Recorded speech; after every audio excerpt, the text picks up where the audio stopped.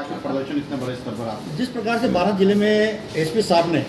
क्योंकि एसपी साहब गांधी जी के पुजारी हैं और गांधी जी जब तक उनके सामने नहीं आते हैं, गांधी जी जब तक प्रकट नहीं होते हैं, वो कोई काम नहीं करते हैं। और पिछले 1.5 साल में जिस प्रकार से उन्होंने बारात जिले में हमारे कार्यकर्ताओं को प्रताड़ित करने का काम किया गया, हमारे नेताओं पर झूठे केस दर्ज करने का प्रयास किया गया, हमने सहन किया, 1.5 साल हो गए, लेकिन अब सहन करने की क्षमता खत्म हो चुकी है। हम उनसे हाथ जोड़कर निवेदन करना चाहते हैं कि हमने अपराध किया है तो उनको सजा दो, लेकिन जो अपराध हम लोगों ने नहीं किया उसकी सजा आप हमको मत दो। अगर क्योंकि जो कोई गुनाहगार होता है या गुनाह नहीं करता उसको सजा मिलती है तो फिर उसका परिणाम प्रतिफल अलग होता है। ठीक है, आपके 8 महीने बाद 10 महीने बाद पेंशन हो जाएगी, आपको इसी समाज में रहना है, इसी देश में रहना है, इसी समाज ये रहना, आपको ईश्वर के जाकर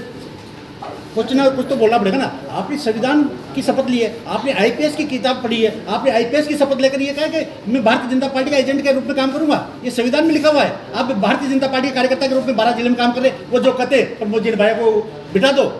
प्रमोद जी भाई के खिलाफ मुकदमा दर्ज कर दो, प्रमोद जी भाई के साथ कौन है उसके खिलाफ मुकदमा दर्ज कर दो। शर्म वाली बात है, जो व्यक्ति 2 बार कैबिनेट मंत्री रह चुका है उसके ऊपर आप अवैध हथियार का कारोबार का केस लगा रहे हो। पूरा हिंदुस्तान जब ये बात देखेगा तो थू तो करेगा एसपी पे कि एक एसपी को इस प्रकार के, हाँ कोई अगर उन्होंने जिस मंत्रालय का डिपार्टमेंट उनके पास रहा है, अगर उसमें कोई गमन हुआ है, कोई घपला हुआ है, अगर उसका केस उनके ऊपर दर्ज होता तो निश्चित रूप से हम कहते हैं नहीं, कहीं ना कहीं उन्होंने गलती। लेकिन जो डिपार्टमेंट से कोई मुकदमा दर्ज नहीं हो रहा, पूरे राजस्थान में कैबिनेट मंत्री रहे, खान कर रहे हैं, पीडब्ल्यू कर रहे हैं, कहीं मुकदमा दर्ज, केवल 12 में होता है सारी चीज़ें। तो हमारा जो माननीय मंत्री महोदय के माध्यम से जो मुख्यमंत्री जी हैं, ये डिपार्टमेंट के